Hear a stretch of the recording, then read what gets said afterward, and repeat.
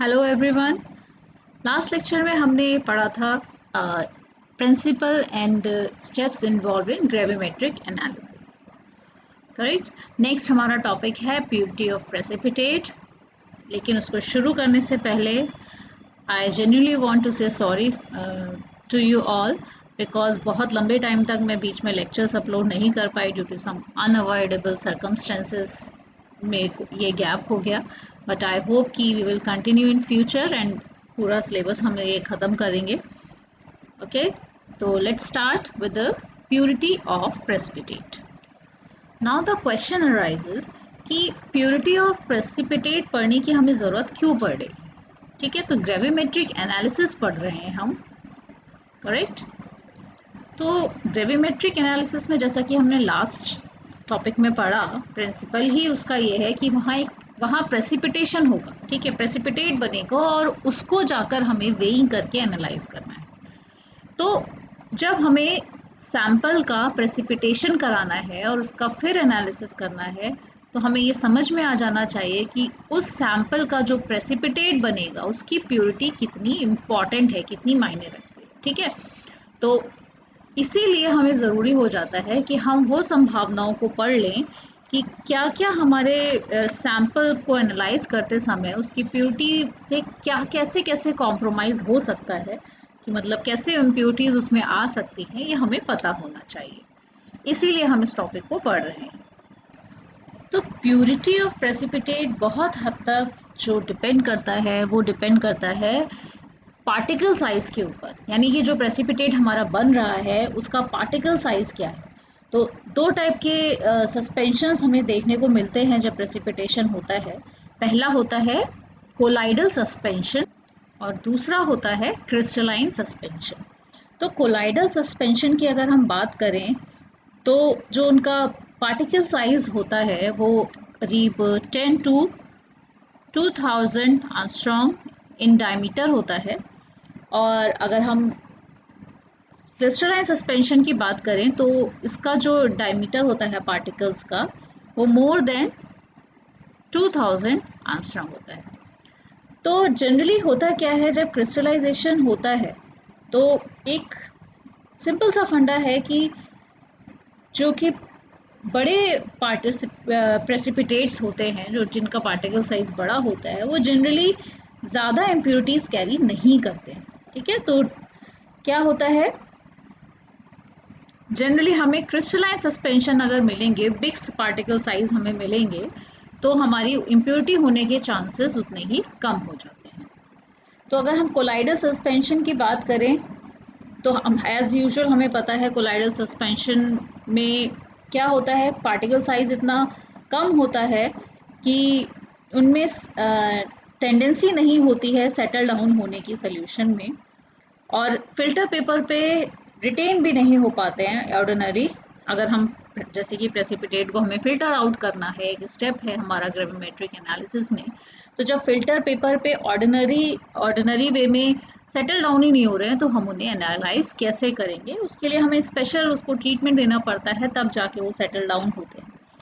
जबकि crystalline suspensions जो होते हैं उनमें टेम्परेरी डिस्पर्शन होता है और इनके अंदर एक टेंडेंसी होती है कि ये सेटल डाउन हो जाते हैं स्पॉन्टेनियसली, जैसे ये बनते रहते हैं। आप देखोगे जहाँ पर भी आप देखोगे आपने सीडिंग करा रखी है क्रिस्टल बनाने के लिए, तो आप देखोगे सरफेस उसके बेस में जहाँ पर भी प्रेसिपिटेशन हो रहा है आप देखोगे वहाँ सेटल डाउन होने लगेंगे पार्टिकल और प्रेसिपिटेशन होने लगेगा। तो इस वजह से क्या होता है, पार्टिकल साइज बड़ा है जैसा कि यहाँ आप देख रहे हो, तो होता क्या है, इजीली सेटल डाउन हो जाते हैं और फिल्टर आउट हो पाते हैं।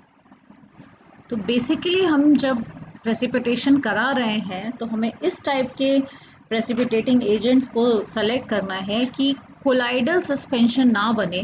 ठीक है, मतलब जो पार्टिकल साइज है वो कम ना बने, क्रिस्टलाइन सस्पेंशन हमें मिले जिससे कि हमारे जो पार्टिकल साइज हैं वो हमें बड़े मिले और हम उन्हें इजीली फिल्टर आउट कर सकें।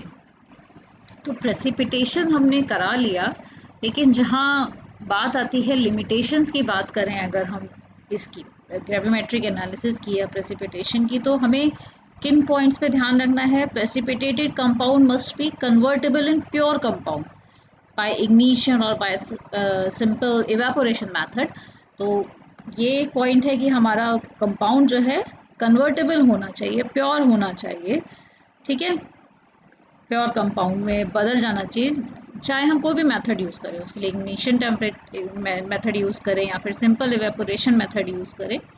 दूसरा पॉइंट है precipitated compound must be free from impurities, ठीक है, जिसकी हम ये बात कर रहे हैं। हम क्या बात कर रहे हैं? प्योरिटी ऑफ प्रेसिपिटेट की बात कर रहे हैं, जो कि रिलेट करती है इस पॉइंट से कि हमारा जो प्रेसिपिटेट है वो किसी भी इम्प्योरिटीज से फ्री होना चाहिए, ठीक है। बाकी और पॉइंट्स भी हैं, लिमिटेशन है इस ग्रेविमेट्रिक एनालिसिस की, जिसमें precipitated compound must be insoluble in the solution, ठीक है। तो ऐसा ना हो कि हम इम्प्योरिटी निकालना चाह रहे हैं और वॉशिंग दे रहे हैं बार बार, तो ऐसा ना हो कि वो सॉल्युबलाइज, हमारा मेन जो प्योर कंपाउंड है वही सॉल्युबलाइज हो जाए। तो वो सॉल्युबलाइज हो जाएगा तो हमारे एनालिसिस गलत हो जाएगी, क्योंकि अमाउंट ही डिसॉल्व हो गया तो हम उसकी वेइंग के टाइम पर उसमें एरर आएगी। नेक्स्ट है precipitated compound must be easily filter out, जो अभी हम बात कर रहे थे कि कोलाइडल सस्पेंशन में इजीली, अगर पार्टिकल साइज बहुत कम है तो इजीली फिल्टर आउट नहीं हो पाएगा, और पार्टिकल साइज ठीक है तो वो फिल्टर आउट हो जाएगा। तो हमें उस तरह का प्रेसिपिटेटिंग एजेंट लेना है फिल्ट्रेशन प्रोसेस को सिंपल बनाने के लिए, ठीक है। तो सिंपल फिल्ट्रेशन प्रोसेस से हमारा सिंपल प्रोडक्ट हमें मिल जाए इजीली, ऐसा कंपाउंड हमारा बनना चाहिए। तो ये सारी लिमिटेशंस हैं। तो ये तो प्रेसिपिटेशन की हम बात कर रहे थे कि हमारे सैंपल का प्रेसिपिटेशन हो रहा है। अब प्योरिटी ऑफ प्रेसिपिटेट की बात करेंगे अगर हम, तो वहाँ पर हमारे पास जो चैलेंज आता है सबसे बड़ा, वो होता है या तो को प्रेसिपिटेशन, अभी मैं इसको बताऊंगी आपको डिफाइन करके कि ये होता क्या है, या फिर पोस्ट प्रेसिपिटेशन। तो को प्रेसिपिटेशन, को मतलब साथ में, तो जब हमारा सैंपल प्रेसिपिटेट आउट हो रहा है और उसके साथ में कोई प्रेसिपिटेशन किसी और एनालाइट का हो जाए तो उसे को प्रेसिपिटेशन कह रहे हैं। अभी हम इसको अच्छे से डिटेल में पढ़ेंगे कैसे किन टाइप का होता है। और दूसरा हो जाता है एक पोस्ट प्रेसिपिटेशन, यानी जब हमारा मेन प्रेसिपिटेशन हो गया है सैंपल का, उसके बाद प्रेसिपिटेट जो हमारा बनता है किसी इम्प्योरिटी का, उसको हम बोलते हैं पोस्ट प्रेसिपिटेशन, ठीक है। तो एक एक करके इसको कवर करते हैं। तो को प्रेसिपिटेशन क्या है? अगर हमारा प्रेसिपिटेट जो है वो कंटामिनेट हो जा रहा है किसी सब्सटेंस से, ठीक है, उस प्रेसिपिटेट जो है प्योर हो जा रहा है किसी सब्सटेंस से जो कि जनरली सॉल्युबल है किसी सोल्यूशन में under the condition of precipitation, तो कह सकते हैं हम कि को प्रेसिपिटेशन हो गया है। या फिर अगर सिंपल लैंग्वेज में बोलें तो simultaneous precipitation of more than one compound, ठीक है। किसी कोई भी रिएक्शन हम करा रहे हैं उसमें एक कंपाउंड से ज़्यादा कंपाउंड साइमल्टेनियसली बन जाते हैं या प्रेसिपिटेट हो जाते हैं, तो उसे को प्रेसिपिटेशन कहते हैं। और ये बहुत बड़ी प्रॉब्लम हो सकती है ग्रेविमेट्रिक एनालिसिस के लिए, क्योंकि इम्प्योरिटी भी क्या हो सकती हैं, प्रेसिपिटेट हो सकती हैं इस तरीके से। तो को प्रेसिपिटेशन होने की वजह से इम्प्योरिटीज़ जनरेट हो सकती हैं। अब जैसे एक एग्जांपल ले लेते हैं, अगर फॉर एग्जांपल एक रिएक्शन है बेरियम क्लोराइड की पोटेशियम नाइट्रेट के साथ में, सोल्यूशन के साथ में एक्सेस ऑफ सल्फ्यूरिक एसिड इसमें ऐड किया गया स्लोली, और KMnO4 रिड्यूस हुआ, ठीक है, by the addition of some reducing agent. तो बेसिकली रिएक्शन के बाद जो सोल्यूशन था वो कलरलेस होना था, लेकिन क्या हुआ, कुछ प्रेसिपिटेट अपीयर हुए एज अ वायलेट कलर, जो कि ये दिखाता है कि कोई थोड़ा सा अमाउंट ऑफ KMnO4 जो था वो प्रेसिपिटेट यानी को प्रेसिपिटेट उसने बना लिया किसके साथ, बेरियम सल्फेट के साथ, तो एज अ इम्प्योरिटी काउंट होगा वो उस जगह पे, ठीक है। तो डिपेंड करता है कि किसको हम इम्प्योरिटी मान रहे हैं, राइट। एक और एग्जांपल ले, सपोज कीजिए किसी भी सैंपल में, मान लीजिए हम अमोनियम आयन को एनालाइज कर रहे हैं, ठीक है, NH4+ को एनालाइज कर रहे हैं और वहाँ पर पोटेशियम आयन सोल्यूशन में प्रेजेंट है। तो जब प्रेसिपिटेट बनेगा इनका, कोई भी प्रेसिपिटेट को प्रेसिपिटेट, देखिए एक दूसरे के लिए अगर हम एनालिसिस कर रहे हैं अमोनियम आयन की, तो जो प्रेसिपिटेट्स पोटेशियम आयन के साथ बना है उसको हम एज अ इम्प्योरिटी काउंट करेंगे। फॉर एग्जांपल हमें पोटेशियम का एनालिसिस करना है और अमोनियम आयन साथ में बन रहा है, अगर को प्रेसिपिटेट के रूप में फॉर्म हो रहा है, प्रेसिपिटेट अमोनियम आयन के साथ प्रेसिपिटेट फॉर्म हो रहा है, तो उस समय पर एनालेट हमारा ये होगा और इम्प्योरिटी हमारी ये होगी। मतलब कि जो प्रेसिपिटेट अमोनियम आयन की वजह से बनेगा वो आपका इम्प्योरिटी फॉर्म करने वाला प्रेसिपिटेट है और को प्रेसिपिटेट है। तो जिस समय हम जिसको एनालाइज कर रहे हैं उसके हिसाब से हम डिसाइड करेंगे कि हमारे लिए इम्प्योरिटी क्या है। ठीक है, तो भले ही दोनों आपके सिस्टम में प्रेजेंट है, आपके सोल्यूशन में प्रेजेंट है अमोनियम और पोटेशियम, लेकिन हमें किसे एनालाइज करना है वो डिसाइड करेगा कि हमारे लिए इम्प्योरिटी कौन सी है। करेक्ट। तो दिस वाज अबाउट को प्रेसिपिटेशन। अब बात आती है को प्रेसिपिटेशन किस किस टाइप का हो सकता है। तो बेसिकली इसको हम मैकेनिज्म बोलेंगे कि प्रेसिपिटेशन जब हम करा रहे हैं और उसमें साथ में को प्रेसिपिटेशन हो रहा है तो किस किस टाइप से को प्रेसिपिटेशन हो सकता है। तो पहला मैकेनिज्म है जो कि को प्रेसिपिटेशन हो सकता है जिसकी वजह से, वो होता है इंक्लूजन। ठीक है, तो इंक्लूजन का मतलब हो गया कि मान लीजिए कोई क्रिस्टल है, आपने क्रिस्टल लेटाइज पढ़े होंगे 12th क्लास में, तो मान लीजिए कोई क्रिस्टल्स है और उसमें क्रिस्टल लेटाइज बने हुए हैं।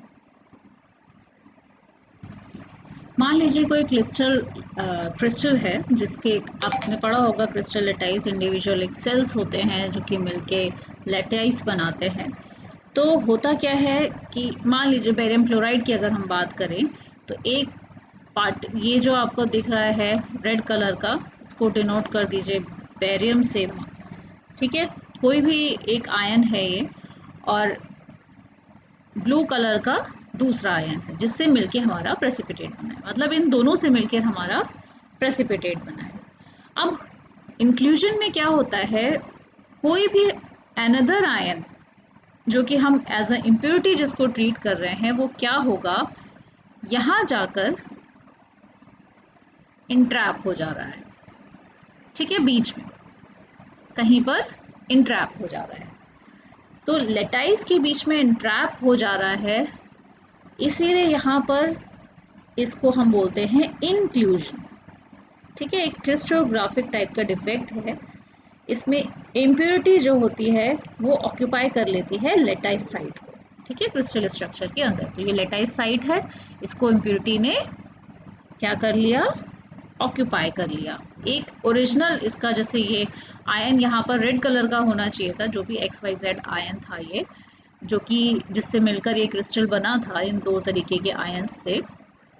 ठीक है, इन दो तरीके के आयन से क्रिस्टल मिलके बना था, लेकिन उसकी जगह पर एक इम्प्योर आयन ने उस लेटाइज को ऑक्यूपाई कर लिया। तो इस टाइप का जो मैकेनिज्म है, इस तरह से जो को प्रेसिपिटेशन होता है उसको हम इंक्लूजन मैकेनिज्म से को प्रेसिपिटेशन होना बोलते हैं। सेकेंड हम आते हैं, बात करते हैं ऑक्लूजन की। तो ऑक्लूजन में क्या होता है, सिंपली कोई प्रेसिपिटेशन हो रखा है, मान लीजिए पार्टिकल्स का। ठीक है, दो तरीके के पार्टिकल्स हमने लिए हैं, सिंपल प्रेसिपिटेशन इनका हो रखा है। यहाँ सिंपली जो हमारा एनायन है, जो जिसको हम इम्प्योरिटी की तरह ट्रीट कर रहे हैं, वो उसके बीच में जाकर कहीं पर इंट्रैप हो जाता है, जस्ट इंट्रैप होता है, वो किसी लेटाइज को ऑक्यूपाई नहीं करता, जस्ट इंट्रैप हो जाता है आपके प्रेसिपिटेट के बीच में। तो ये बस एक फिजिकल इंट्रैपमेंट होता है। ठीक है, तो ये इंट्रैपमेंट जब होता है जब क्रिस्टल्स बहुत रैपिडली ग्रो करते हैं, तो बहुत रैपिड ग्रो जब क्रिस्टल होता है तब ये ऑक्लूजन इंट्रैपमेंट या फिर ऑक्लूजन हो सकता है इम्प्योरिटीज का। ऐसे टाइप की को प्रेसिपिटेशन को ऑक्लूजन को प्रेसिपिटेशन कहते हैं, ऑक्लूजन मैकेनिज्म से होने वाला को प्रेसिपिटेशन कहते हैं। नेक्स्ट हम बात करते हैं जो है मैकेनिकल इंट्रैपमेंट। मैकेनिकल इंट्रैपमेंट में क्या होता है, बहुत फास्टली जब हमारा कोई प्रेसिपिटेट ग्रो कर रहा होता है तो उसके बीच में सॉल्यूशन का थोड़ा सा पार्ट छूट जाता है। जैसे फॉर एग्जांपल ये हमारा प्रेसिपिटेट है, ठीक है, वही दो कलर ले लेते हैं हम प्रेसिपिटेट के लिए, रेड एंड ब्लू। अब क्या होता है, ये जिस सॉल्यूशन में पड़े हुए हैं, कोई सॉल्यूशन होगा जिसमें हम प्रेसिपिटेशन करा रहे हैं, ठीक है, तो ये जो सॉल्यूशन है यही जाकर बीच में कहीं एंट्रैप हो जाता है। तो ये जो सॉल्यूशन एंट्रैप हुआ है, इस तरह के मैकेनिज्म से जो इम्प्योरिटी जनरेट होती है उसको मैकेनिकल एंट्रैपमेंट कहते हैं। तो डेफिनेटली अभी मैं बताऊंगी कि इन को प्रेसिपिटेशन, इस टाइप के को प्रेसिपिटेशन को ओवरकम कैसे करा जाता है। उससे पहले हम देख लेते हैं एड्सॉर्प्शन का टाइप क्या है। देखिए कुछ सिंपली आपका यहाँ पर प्रेसिपिटेशन हो रखा है, अच्छा सा एक प्रेसिपिटेट आपने करवाया, बनवाया, और उसके ऊपर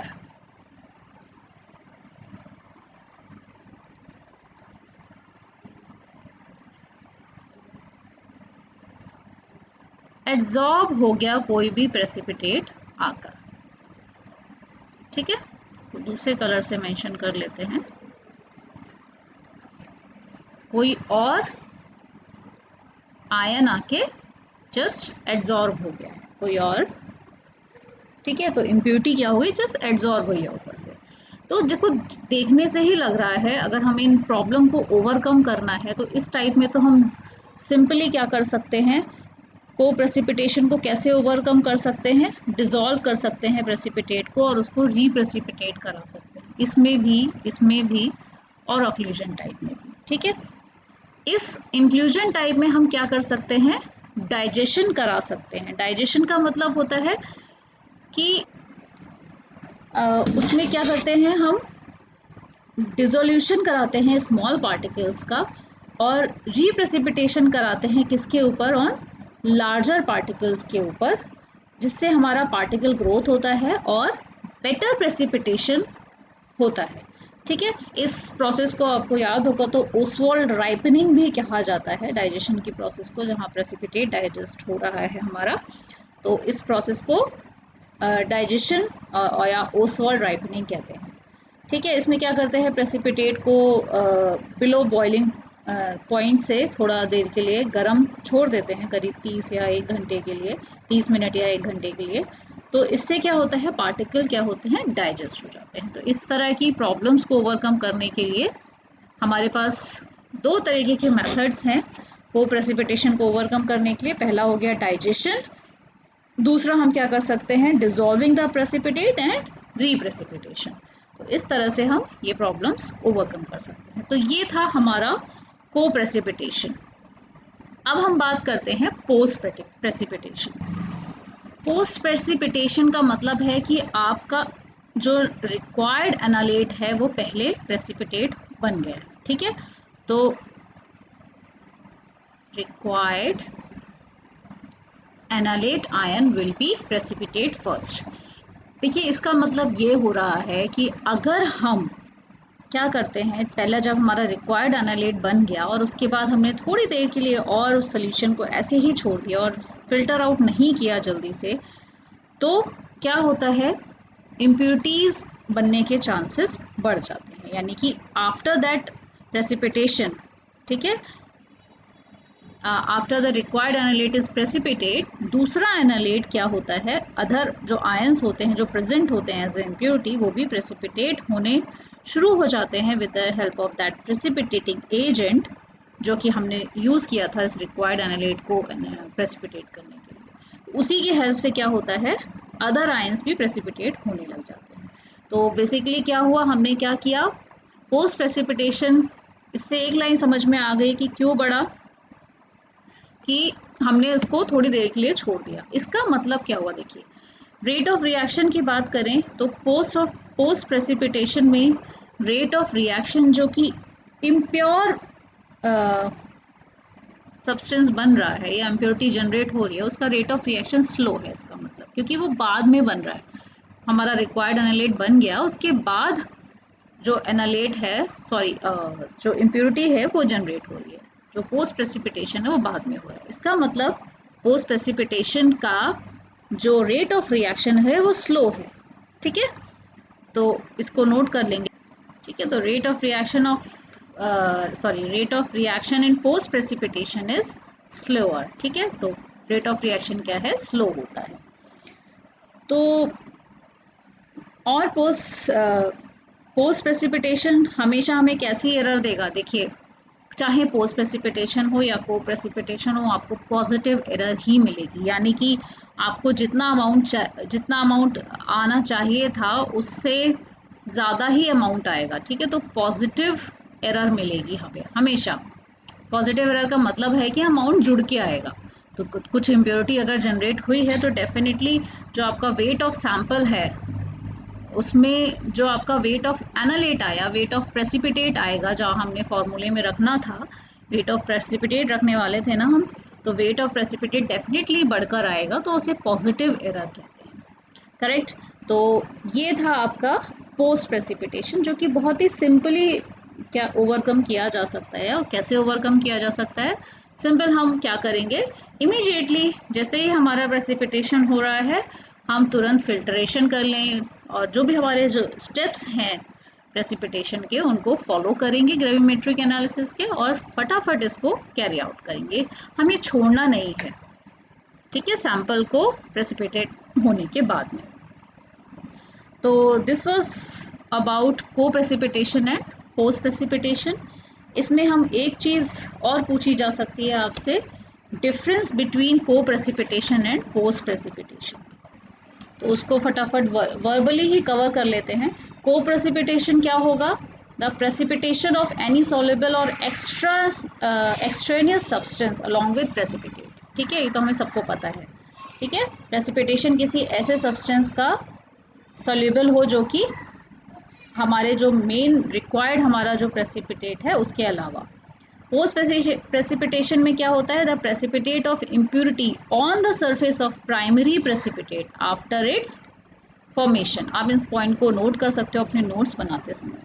नेक्स्ट जो डिफरेंस आता है, को प्रेसिपिटेशन जो होता है it caused when there is contamination of precipitate with soluble impurities. Correct. और पोस्ट प्रेसिपिटेशन में is caused when the precipitate is left for longer time, जैसा कि मैंने अभी बताया, with the mother liquor, मतलब कि ज़्यादा ही डाइजेशन करने के लिए हम उसे छोड़ दे रहे हैं।